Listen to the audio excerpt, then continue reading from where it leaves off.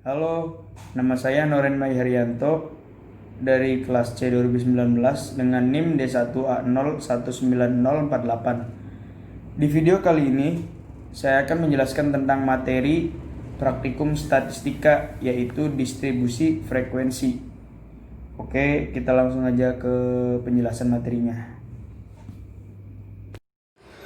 Distribusi frekuensi.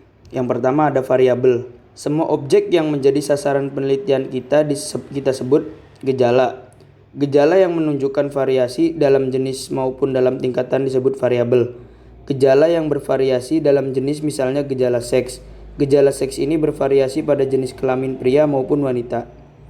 Pekerjaan juga merupakan gejala yang bervariasi dalam jenisnya, seperti petani, pedagang, pegawai, dan lain sebagainya. Suatu gejala yang bervariasi menurut tingkatan besar kecilnya misalnya penghasilan, kecerdasan, keadilan, dan sebagainya. Suatu gejala yang hanya dapat dibagi menurut jenisnya disebut gejala diskrit, sedangkan gejala yang dapat digolongkan menurut tingkatan besar kecilnya disebut gejala kontinu. Angka-angka yang melekat pada variabel diskrit adalah angka-angka kualitatif yang dihasilkan atau diperoleh dari penghitungan atau penjumlahan. Misalnya, jumlah wanita pada kelas ini ada 45 orang dan prianya ada 123 orang. Angka-angka yang mewakili kuantitas disebut frekuensi atau jumlah dan diberi simbol F atau N. Sebaliknya, angka-angka yang melekat pada variabel kontinu biasanya merupakan angka-angka kuantitatif, misalnya IQ sama dengan 110, nilai matematika sama dengan 78. Angka-angka tersebut diperoleh dari suatu pengukuran dan dalam statistik, angka-angka tersebut disebut skor, nilai atau harga dan diberi simbol X, Y, atau huruf-huruf lainnya. Yang kedua ada tabel distribusi. Data yang diperoleh dari suatu hasil sensus, pengamatan sampel atau penelitian pada umumnya masih berupa data kasar yang belum tersusun secara rapi. Kemudian disusun dalam jajaran array.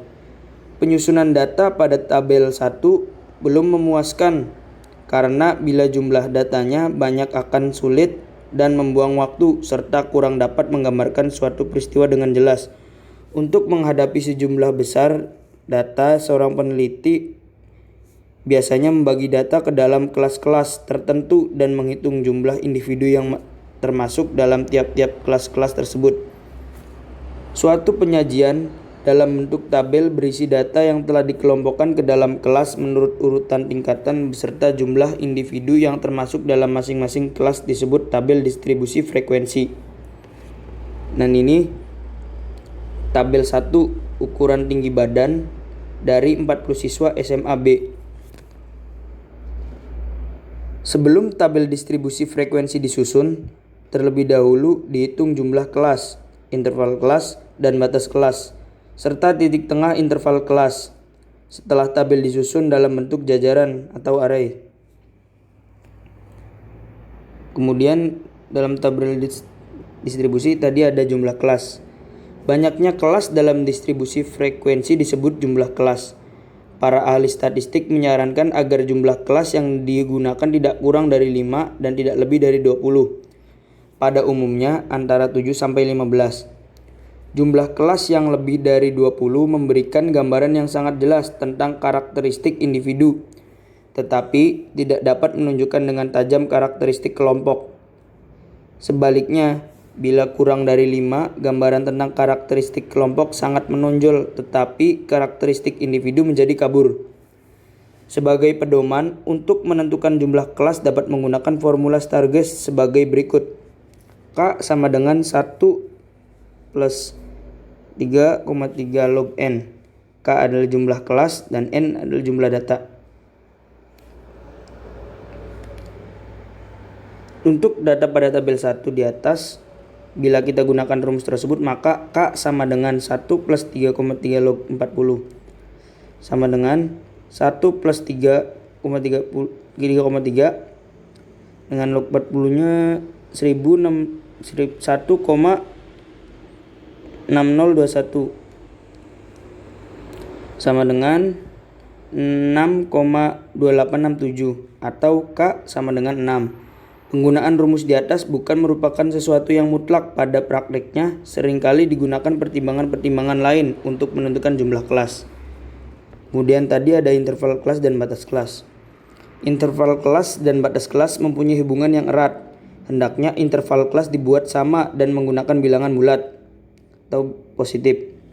Batas kelas atau kelas limit adalah nilai batas dari tiap kelas pada sebuah distribusi frekuensi dan digunakan untuk memasukkan angka-angka hasil penelitian ke dalam kelas yang sesuai. Tiap kelas dari distribusi frekuensi mempunyai dua batas kelas, yaitu batas kelas bawah dan batas kelas atas. Penentuan batas kelas dilakukan sedemikian rupa sehingga kita tidak ragu-ragu pada saat memasukkan nilai ke dalam kelas yang sesuai. Tapi kelas atau batas teoritis terletak pada pertengahan antara batas kelas atas dari suatu kelas dan batas kelas bawah dari kelas yang mengikutinya. Kemudian tadi ada titik tengah interval kelas. Titik tengah ditentukan dengan cara merata-ratakan nilai kedua batas kelas. Dari ketiga ketentuan di atas diperoleh A, K sama dengan 6, B, I sama dengan dalam kurung 195 dikurangi 141 dibagi 6 sama dengan 50 Ulangi, I sama dengan 195 dikurangi 41 per 6 sama dengan 54 bagi 6 sama dengan 9. C dalam kurung 141 plus 149 untuk kurung dibagi 2 sama dengan 145. Nah, ini tabel ukuran 2, yaitu ukuran tinggi badan dari 40 siswa SMA B dalam jajaran array. Nah, di sini ada tabel 3 distribusi frekuensi ukuran tinggi badan dari 40 siswa SMA B. Kemudian ada penyajian grafik. Penyajian grafik itu ada bar diagram, histogram, dan poligon. Poligon diperoleh bila kita hubungkan nilai titik tengah setiap kelas pada bar diagram maupun histogram.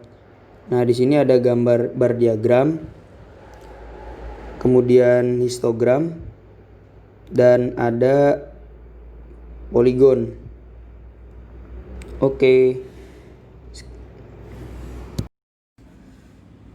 Oke, sekian penjelasan materi praktikum statistika distribusi frekuensi dari saya. Kurang dan lebihnya mohon maaf. Wassalamualaikum warahmatullahi wabarakatuh.